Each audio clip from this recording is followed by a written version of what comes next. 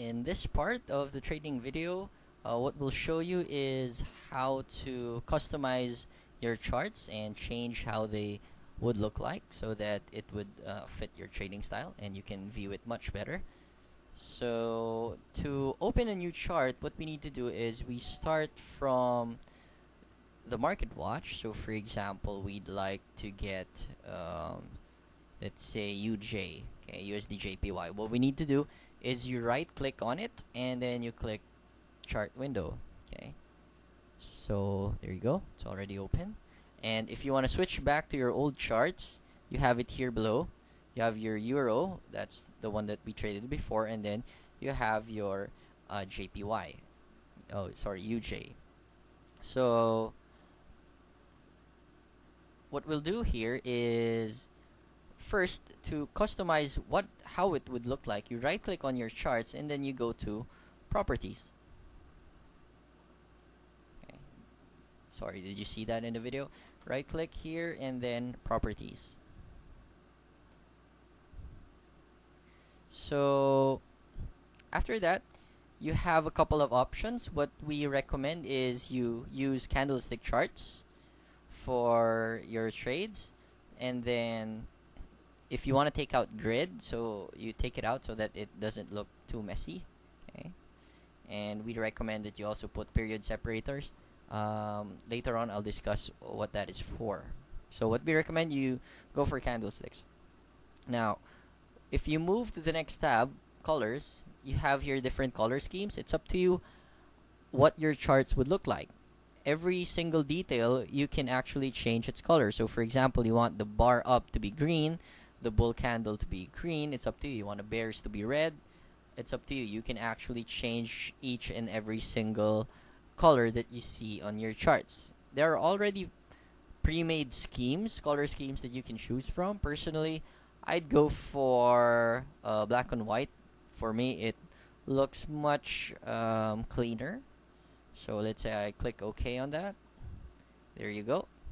So now what you have here next is up here you have a few things that you can use to change how your charts would look like.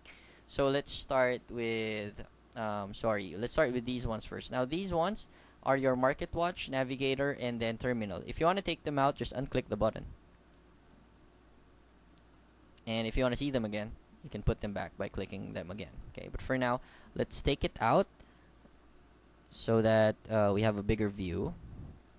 Okay, so you have here the three ones. You can actually change what they look like. If you want it to be a bar chart, you click on it. If you want it to be a candlestick chart, you click on it. If you want it to be a line chart, well, there you go. So we'd prefer it to be a bar chart for now. And next one is you can zoom in or zoom out. Okay, so if you click on that, it actually zooms in, so it's much clearer. Okay, you can also zoom out, it's up to you, but seeing the actual candles would be better. Okay, next one is you have auto scroll and you have chart shift.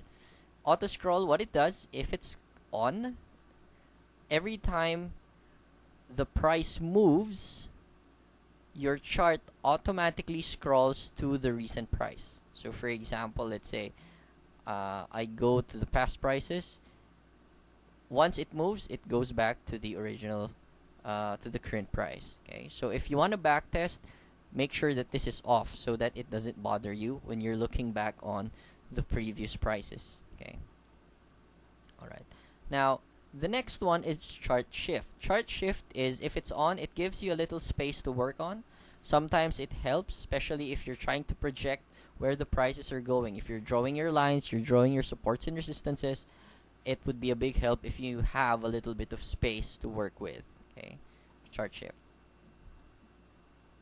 Now for the ones below, you have here a couple of useful things for your charts. Okay, so over here you have here the different time frames. So M1, that means each candlestick will be 1 minute. M5 would be 5 minutes, 15 minutes, 30 minutes, 1 hour, 4 hours, daily, weekly, and then monthly. So it's up to you on what charts you'd like to look at So this really depends on the type of trader you are. If you're an intraday trader, you'd probably be working on H1 and below. If you're a swing trader, you'd probably be working on H1 to D1, or even weekly sometimes. If you're a position trader, you'd probably be looking at D1 to monthly. Okay, so that depends on the type of trader you are and the time frame of the charts that you'd like to look at. So, for example, if you'd like to look at H4, okay, let's just wait for it a bit. It's gonna load. There you go. So this is what the H4 chart looks like. If you want to look at it on a broader perspective, like a daily chart, there you go. This is what the UJ or the USD JPY looks like on a daily chart.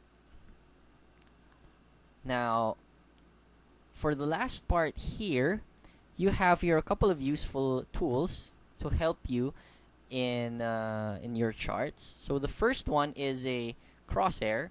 What the crosshair does is if you click it, it gives you a crosshair here. So you have the exact time where it's pointed at. That's the one below, and then the price where you're pointing at. That's the one on the right. Okay. Now, if you want to measure a couple of things, for example, you want to measure this big drop from here up until here, you can actually do that by using the crosshair. You hold left click, and then you drag it down to wherever you want to point it at. Now, you'll have here 3 different numbers there. So, what are they for? The one on the left, that indicates how many candles has it been since where you last pointed. So, for example, from the point of origin up to that point, it says here 5. That means it's been 5 candles. In that case, since we're at the daily chart, that would be 5 days. Now, the second one there, 602, that measures how many pips is the difference from that point to where you're currently pointing at. So, that would be 602 pips. Okay? And then the last number would be the current price where you're pointing at. So, in that case, it's currently at 118.39. So, be wary that whenever you're using accounts with pipettes or accounts with 5 decimal points, that would come out differently because it's computing at a pipette and not at a pip. Right now, we're using an account that only calculates up to a pip and not to a pipette. That means 4 decimal points or 2 decimal points.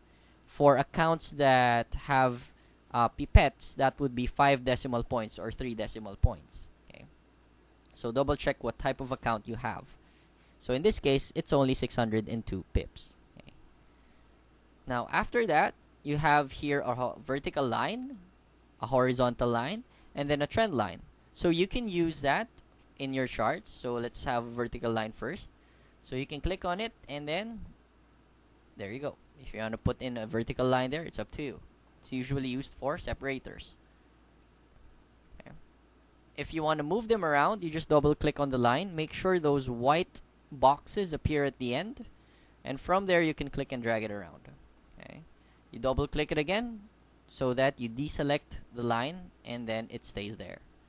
If you want to customize how it looks like, you double click it and then you right click on it and then vertical line properties.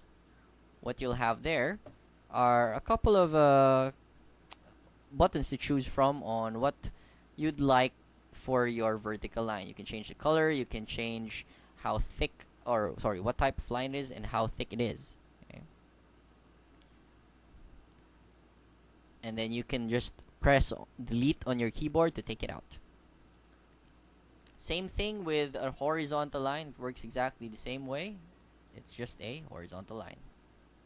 For a trend line, what you have here is that you have to point from the origin to where it's going. So for example, we have some sort of a trend line going on, let's say here up to there. So we have some kind of a trend line there. So we hold it from the point of origin and then we direct it to where we'd like it to go. So you have to hold left click in order to do that. And then we release. There you go. You have a trend line. If you want to change your trend line, you double click it you want to change where it goes, you have three boxes here.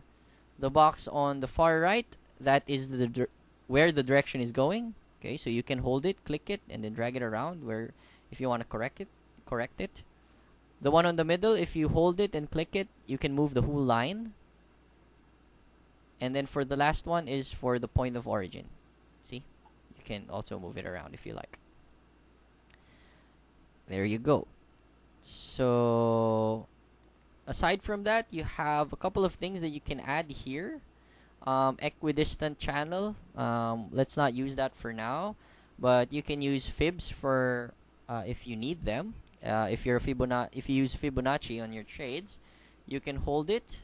You can click on it and then you can hold it. For example, here to here, you want to check the fib retracement for that movement. You click it from here and then down to where you'd like it to go. So point of origin to where it went to, and then you have here some fib retracements. So 23%, 38%, 50, and 61. Most significant fibs fall under 61, 50, and 38.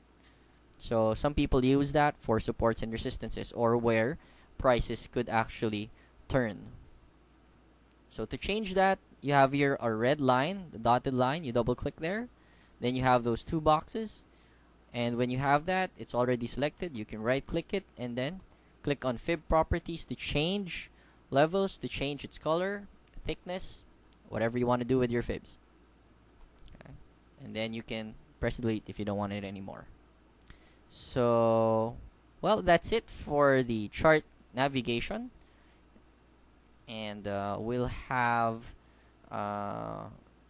more for the next few topics.